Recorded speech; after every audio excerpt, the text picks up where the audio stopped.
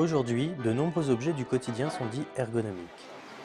Au fait, qu'est-ce que l'ergonomie?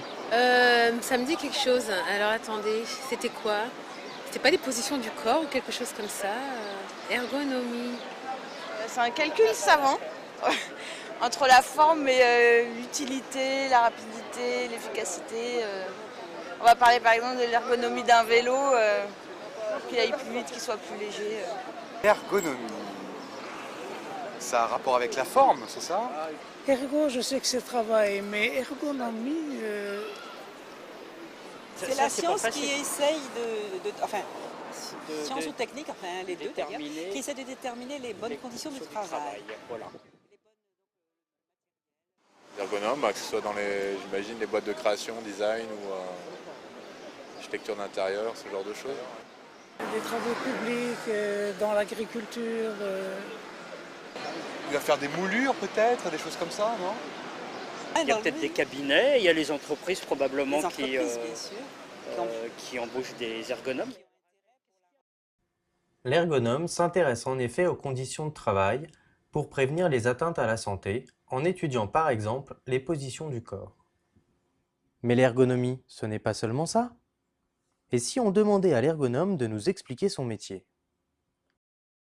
Pour comprendre ce qu'est l'ergonomie et le métier d'ergonome, je vous invite à m'accompagner sur mon lieu de travail. Aujourd'hui, j'interviens dans un supermarché.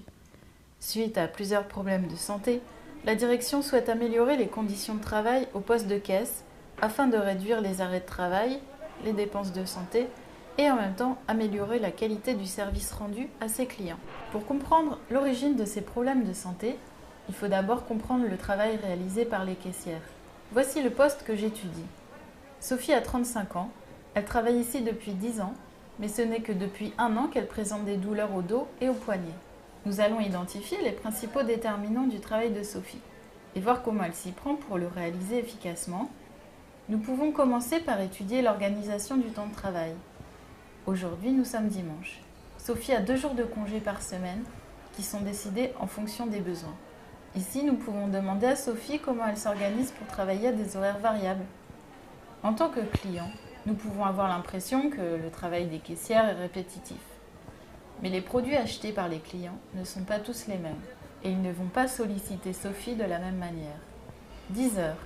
L'affluence à la caisse de Sophie n'est pas encore très importante, mais nous pouvons déjà observer la grande diversité de clients. Avec son expérience, Sophie sait comment répondre aux exigences de chaque type de client, ce qui est possible quand elle a le temps. 11h30.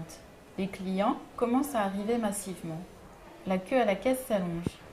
Sophie ne peut plus rester assise. Elle est obligée de se lever pour augmenter les cadences. Ses douleurs au dos reviennent. Un produit ne passe pas avec le bon prix. Sophie doit donc l'annuler. Les clients commencent à s'impatienter. Sa responsable arrive rapidement. D'après ce qu'elle nous dit, ce type d'incident est fréquent, mais elle ne sait pas pourquoi. Il faudra donc comprendre comment, dès l'arrivée des produits dans le magasin, les codes barres sont attribués. Une collègue de Sophie a pris l'initiative d'ouvrir la caisse voisine. L'aide apportée par la collègue et par la responsable de Sophie nous a permis de voir que l'équipe, le collectif de travail, arrive à s'organiser informellement pour s'entraider. Nous avons repéré les principales caractéristiques du travail. À partir de cette connaissance, nous serons en mesure de transformer la situation de travail afin d'améliorer la santé, la sécurité et le bien-être au travail, mais également l'efficacité de l'entreprise pour satisfaire le client. Nous comprenons pourquoi un objet ne peut pas être dit ergonomique par nature, mais doit nécessairement être replacé dans la situation d'utilisation. Si on reprend l'exemple du siège ergonomique de Sophie, peut-on dire qu'il est ergonomique lorsqu'elle doit se lever tout en accélérant sa cadence pour faire face à une affluence de clients? Pour diminuer ses maux de dos, l'ergonome a étudié le travail réel de Sophie et plutôt que de modifier uniquement son siège, il propose de transformer un ensemble d'éléments de sa situation de travail.